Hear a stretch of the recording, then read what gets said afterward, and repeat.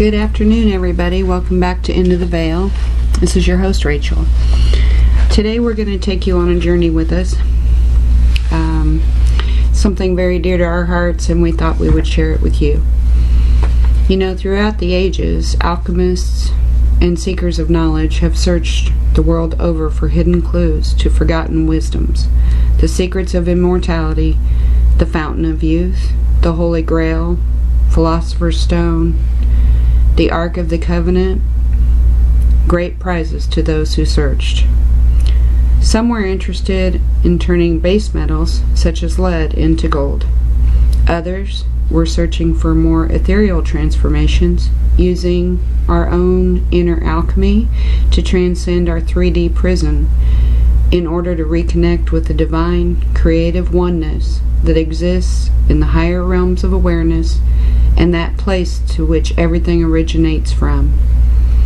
To travel to Shangri-La, Eden, Atlantean Gardens, Valhalla, Elysium, Paradise. The list of descriptions and names are many and long. Today we're going to take a look at something that's profoundly changed our personal lives in ways that may be hard to conceive for some, but once you hear the information and start to connect your own dots, I believe you'll have a better understanding to some of the things we show and discuss in our regular videos.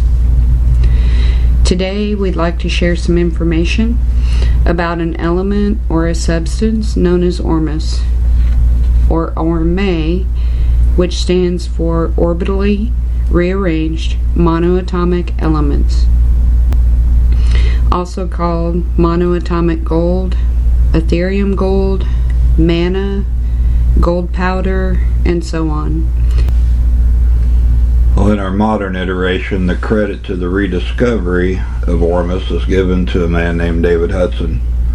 He was a farmer, an occasional part-time gold miner, a citizen scientist, geologist, and a resident of Arizona.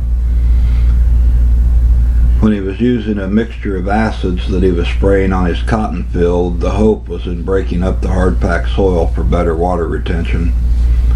He noticed afterward that early in the mornings there would be an unusual cloudy substance all over the fields. After the sun would come into direct contact, the substance would disappear, only to reappear later in the evening. Collection of samples provided the exact same results from inside of a bottle.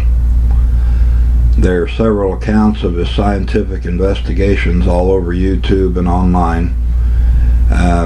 Take a search for them when you've got time. There is so much information that you could spend literally weeks delving into all of the different angles of it. The long and short of it, he had rediscovered an ancient element so important, so sacred, that it was even stored inside the Ark of the Covenant. Some believe the discovery or introduction of Ormus was most likely traced back to ancient Sumer, connecting the stories of the Anunnaki and the reasons for their quest for gold. That's one theory, but we do know that historically it's been around since the earliest remembrances of man. Hidden and fiercely guarded throughout the ages, it has been killed for, died for, and entire civilizations have been founded around it. In ancient Egypt, it's a precious mineral referred to many times in temple scrolls.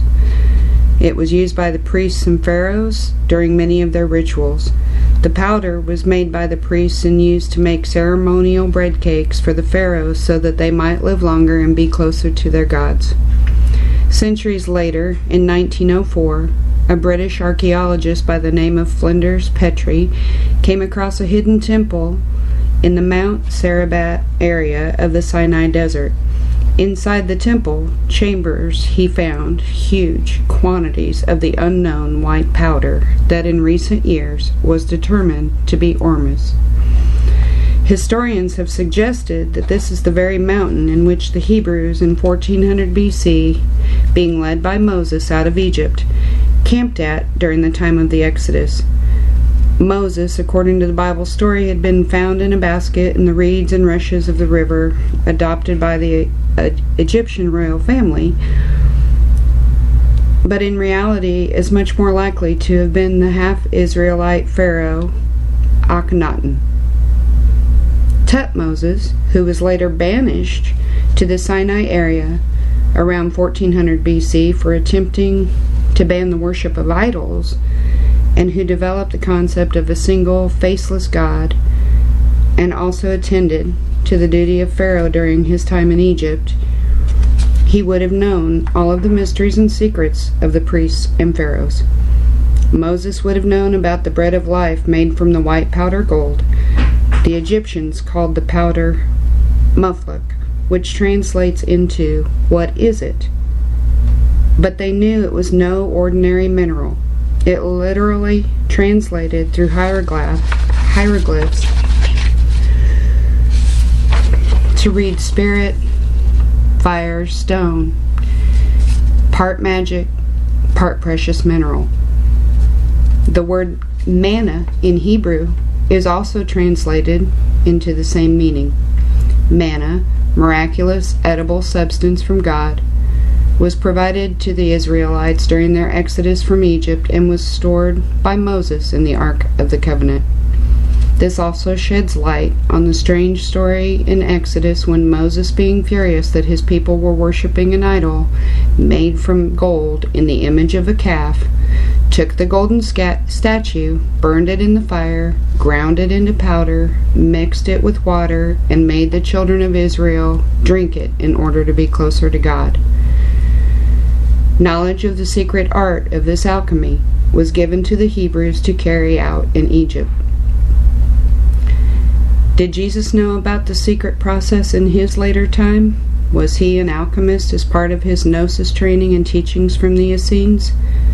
And then there's the Knights Templar, who took their name from King Solomon's temple, which was the last known resting place of the Ark of the Covenant.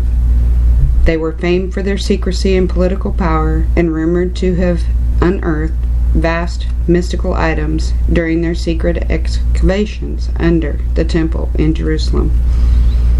They created the first international banking system and amassed more money than the King of France. They also claimed to be the current guardians of the Ark of the Covenant. Was their secret discovery actually the lost knowledge of alchemy and making of monoatomic gold Ormus, the manna from heaven? The secret societies and elite, the royal bloodlines, all of these things share some common hidden knowledge, but that's a story for another day. So that's a brief history of some of the origins of the Ormus, or manna. And our discovery of it came from a not so favorable event that happened personally to me a couple of years ago. I had a situation that I had an explosion go off in my hand and tore my hand apart and had to do 3 surgeries, lots of physical therapy.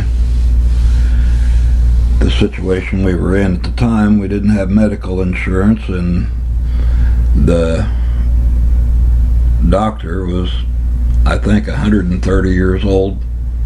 Oh, I thought he was 125. I don't know. He was ancient, but he was a crusty old scoundrel. And when they released me from the hospital, I had no antibiotic, no pain medication, and his advice was to wash my hand once a day in bleach water. Yep. And that's how they sent me home. So me being my own stubborn scoundrel, I was determined to find a way to try to heal my hand, because that's been everything that I've ever done has been related to what I could function through my hands, between gun repair, playing music, the crafts that I made, the construction items that I built. It was kind of endless. Everything revolved around the function and use of my hands. So after a lot of research and not being able to afford going back and forth to doctors, I stumbled across a video on YouTube about Ormus and became intrigued, and started in the simple methods of trying to make some in a tin cup with spring water and a magnet, and it was okay, but it was a very, very weak concentration. And then we learned how to make it on a more effective scale, and I started taking it internally. I started rubbing it on my hand on the wound, and immediately within a few days I could feel and tell a huge difference. The pain subsided a little bit each time, and the rate of healing time-wise was phenomenal. What would have taken probably a year and a half to 2 years for most people, I was at that stage within 4 months. 4 to 5 months. Yeah, closer to 5. You're right. But it nevertheless was a very painful, traumatic process, trying to relearn and trying to reinvent myself and trying to do things one-handed for half a year with a lot of downtime and nothing else to do but research ways to try to get better. And even with the Ormus, it was a process. It was a little time. And for me, I noticed immediately in taking it that my stress levels came down to a very minimal level.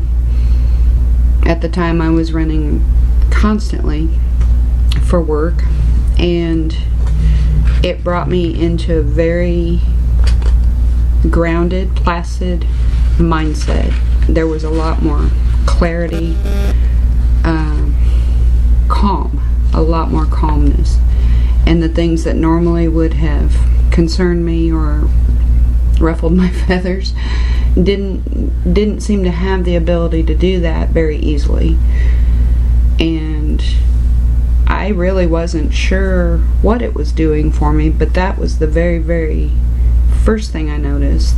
And also noticed that I was actually sleeping better. Normally I only slept about 3.5 hours a night, and I was actually able to sleep a little bit more and more soundly when I did sleep.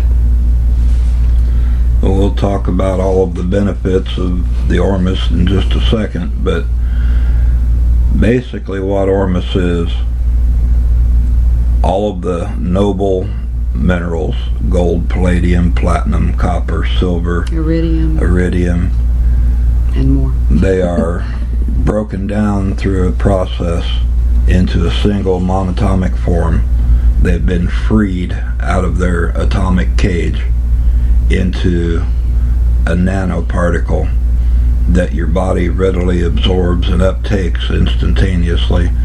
A few drops under your tongue, you don't even have to swallow, you just automatically absorb it into your system. But you can use it as an oral supplement. You can use it in creams, like if you've had burns or scar tissue or cuts or wounds, put it on as a topical. There are so many things. People will put some in a spritz bottle, a spray bottle, and just spray it in the back of their mouth. But to start out, we would take a eyedropper, and take 8, 10, maybe 12 drops a day. We increased that over time, but the 8 to 10 drops a day is a good place to start. But now I'm going to hand this back to Rachel, and we're going to go through some of the benefits of Ormus over the long term. This isn't something you're going to see within a week, but you will start noticing some things inside of a week. So the benefits of Ormus, and I don't know if this list is actually even inclusive, because there are so many things, but these are the most documented benefits. It enhances lucid dreaming, more vivid and meaningful dream states, easier access to the alpha, theta, beta, and delta waves of your brain, communion with your higher self, like a direct connection with Source or the universe. It's known to detoxify the pineal gland, your third eye. It increases psychic awareness and abilities, and brain or memory recall capacity. It's known to balance the left and right brain hemispheres almost immediately. And it's said that it restores the crystalline balance of the pineal gland, which is what allows us to have this God awareness, God consciousness, or the awareness of our higher self, however you like to connect that. It dramatically makes a huge shift in life, spiritually and physically. It'll boost your energy, your focus, your clarity of thought. It allows for deeper meditation and increases melatonin to help you sleep deeper and in a more relaxed sleep state. Benefits of the mineral nutrients on a physiological level are immense. It helps heal and repair damaged DNA to allow your body to heal itself at optimum efficiency. In many cases, there are reports of miraculous turnarounds from individuals struggling with all of the major diseases that can overload and overwhelm our systems. It's been known to actually grow back broken teeth, return your hair to its natural fullness and color, increase the youthful, glow and appearance from lost years ago. And there's one video floating around about a cat. The owner had put drops of the Ormus in a hand cream. This cat had got its tail cut off in a door. The door slammed on it and took the cat's tail down to about 1.5 inch nub. And this cat or kitten had a fixation for eating this hand cream while this lady would put it on her hands, and so she just allowed it to do that. And the tail completely grew back. We've seen the before and the after of the same cat, same kitten. Yeah. And I think it was about 3 months its tail grew completely back. It was just incredible. It's basically a fountain of youth, the Holy Grail, the elixir of the gods, mana. We mentioned the Philosopher's Stone, prana, chi, vril, quintessence, sacred ethereum. There are so many names that this goes by. Studies performed on lab rats suffering from radiation damage showed just how miraculous this stuff is. Over 83% reduction of radiation levels over the course of 10 days when given twice daily. It's just a powerful antioxidant, a super antioxidant. It's as we mentioned, it's great for as an anti-aging boost. You can put it in different creams or just put it directly on your face. You don't have to have a cream to put it in. So we take it straight out of the bottle orally, and then if we've cut ourselves, just put a few drops on and rub it in. You can give it to your pets in their food or their water to help their... We've used it on our gardens. We've mixed some in some water and sprayed it on vegetable plants, and the production is just massive. Had some amazing tomatoes and things grow from it. Everything. There is no such thing. There is nothing toxic about Ormus. Ormus is in everything, every plant, they've been able to... Everything that exists has a level Right. of Ormus in it. This is concentrating that into a megadose. All of our food, That's suitable for the human body. all of our food that we have now has become so depleted of nutrients and minerals because of all of the chemical farming and reusing the ground over and over and over again. And this brings us back to our natural levels, our natural state, and then pushes it beyond. Yes. So beyond, it nourishes the cells of your skin to help your skin cells repair damage from injuries, like Ken said, scars, scar tissue, sun exposure. For some, that's a real issue. It helps to alkalize the skin for people who suffer with acne, and it helps get rid of the bacteria that cause acne. It works as a natural antibiotic, similar to taking the colloidal silver. It helps decrease inflammation and pain in joints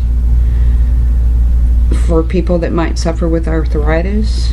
That was another big factor that made me want to experiment with it and start using it, because not only did I have the hand injury going on, I had suffered with psoriatic arthritis for a long time prior to that. I was on blood pressure medicine, I was taking steroid medicine for the inflammation. I think I was on 7 different types of medication. Trying to to settle it. just function. And after the course of 3 months, I wasn't on anything anymore. I didn't feel like I needed it. Blood pressure levels went back to normal.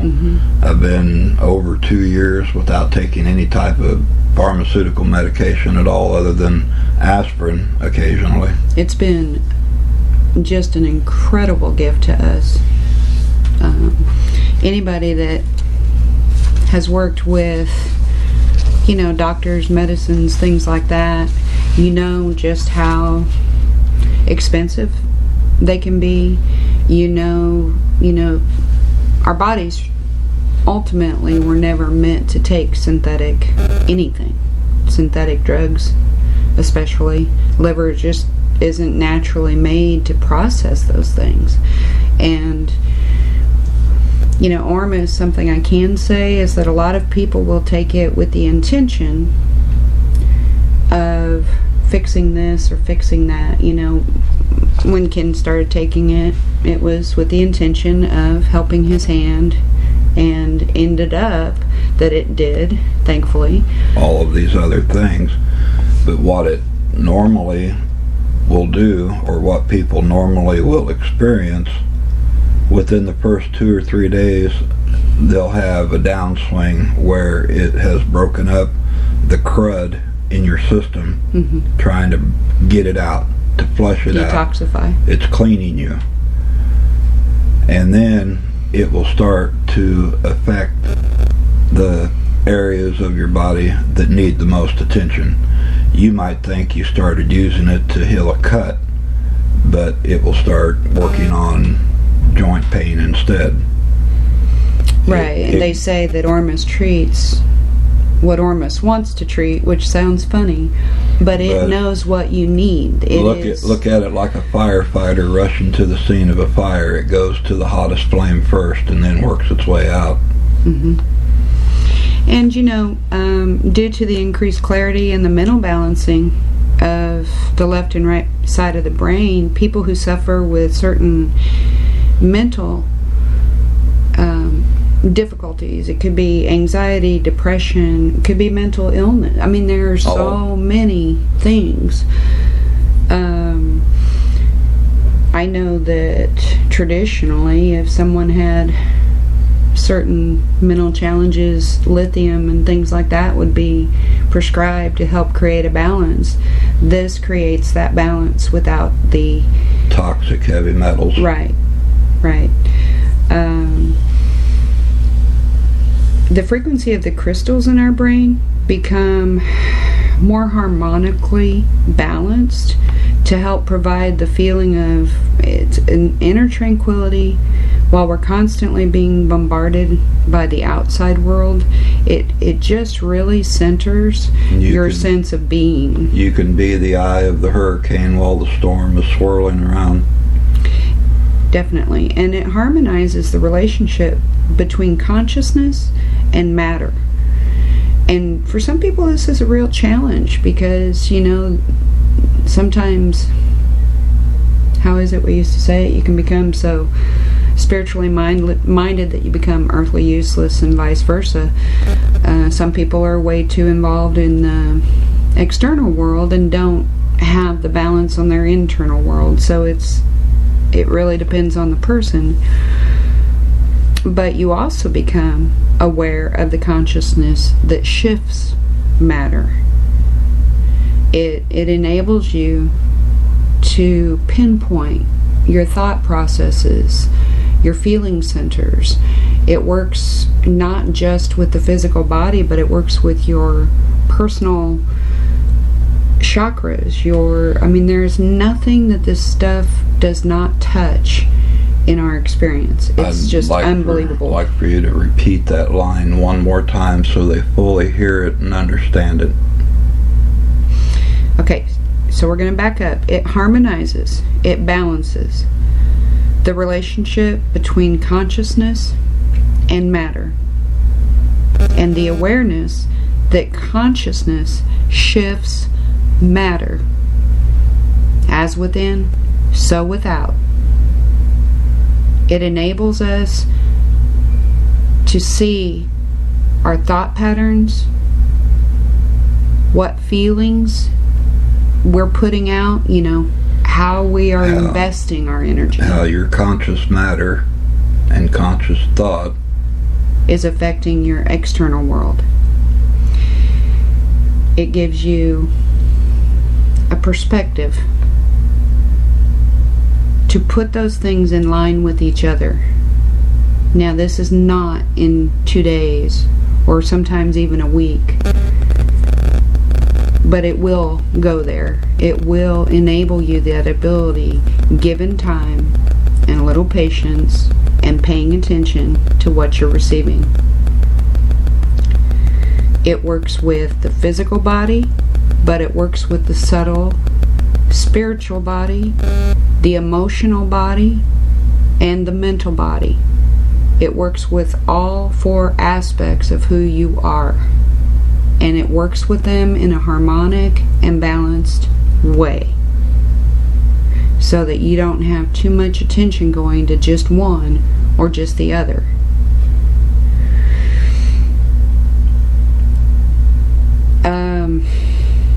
The 3 things that the body is basically made of are salts of the earth, the spirit, which is your mind and soul, and water.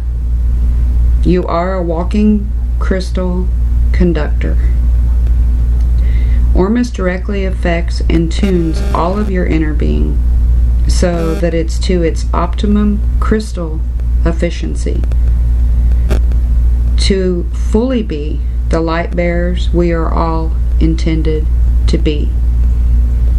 And something else that I can say,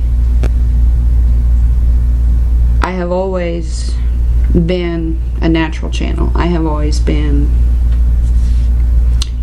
intuitive, empathic.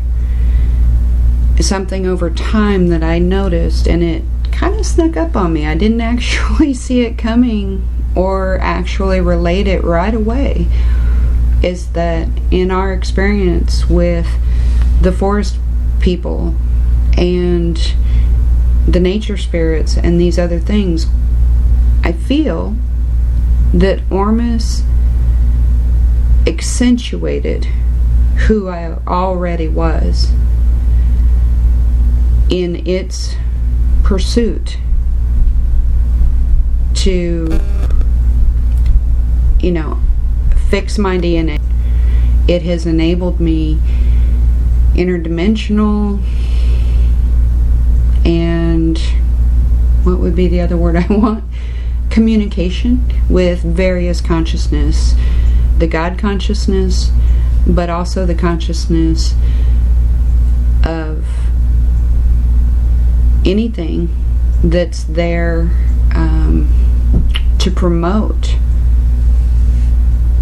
growth, to promote healing, to promote the insight that's needed in order to bridge or fix a situation. And I give credit to Ormus for helping to open the parts of my mind that were necessary to channel our Sasquatch friends. I could not promise anyone that would be their experience, because that's between you, your maker, and the power of this supplement. But what I can say is it will put you deeper into the path that you were put here to fulfill.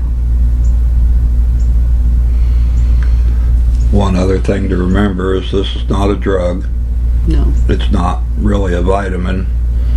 These are noble elements, gold, palladium, platinum, copper, silver. These are the minerals that are the foundation minerals of our being. I have not heard of any negative side effects from Ormus from anyone. We've started off with small doses to get our feet wet, so to speak, and went to taking a full eyedropper a day, no issues.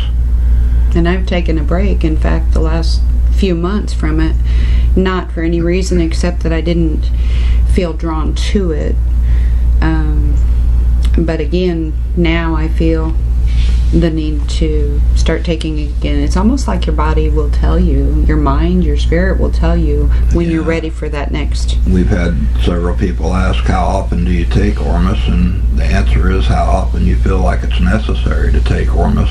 There's no right or wrong. You can take it once a day, twice a day, take it every day for a week, and then skip a week. It's whatever you feel.